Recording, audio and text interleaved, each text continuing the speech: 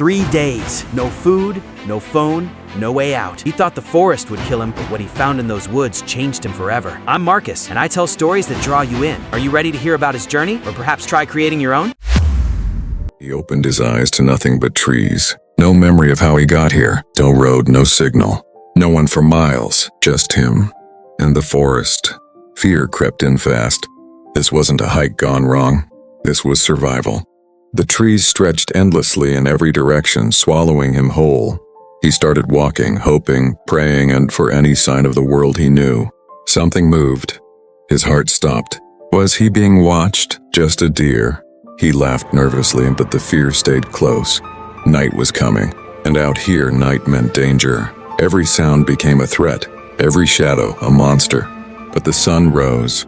He was still alive, and that gave him hope. His throat burned. He needed water, or he wouldn't last another day. He followed the dry creek bed, praying it would lead somewhere. Finally, a water. He drank like he'd never tasted anything so sweet. He remembered his old life. Meetings. Deadlines. A world that felt far away now. Looking at his reflection, he barely recognized himself. He stood up. If he wanted to survive, he had to keep moving and keep believing.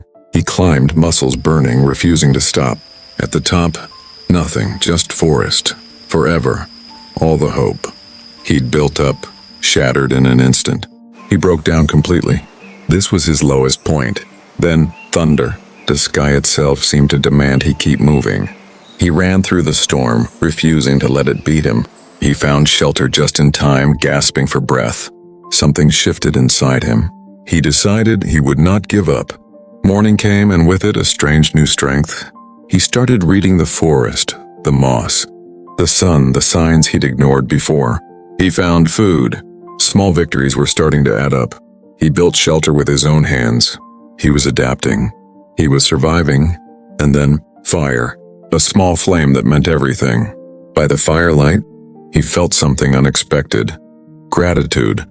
The next morning he heard it. A sound that didn't belong to the forest. He ran like his life depended on it, because it did. And there it was.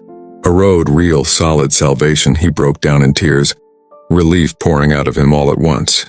Which way led home? He didn't know. But for the first time, he had a choice. A truck in the distance. His rescue finally arriving. A stranger's hand reached out, and he grabbed it with everything he had left. As the truck pulled away, he looked back at the forest that had almost broken him. Every moment flashed before him. The fear, the fall, the fight, the fire. He returned home. But he wasn't the same man who had entered those woods. The forest didn't just test him, it rebuilt him.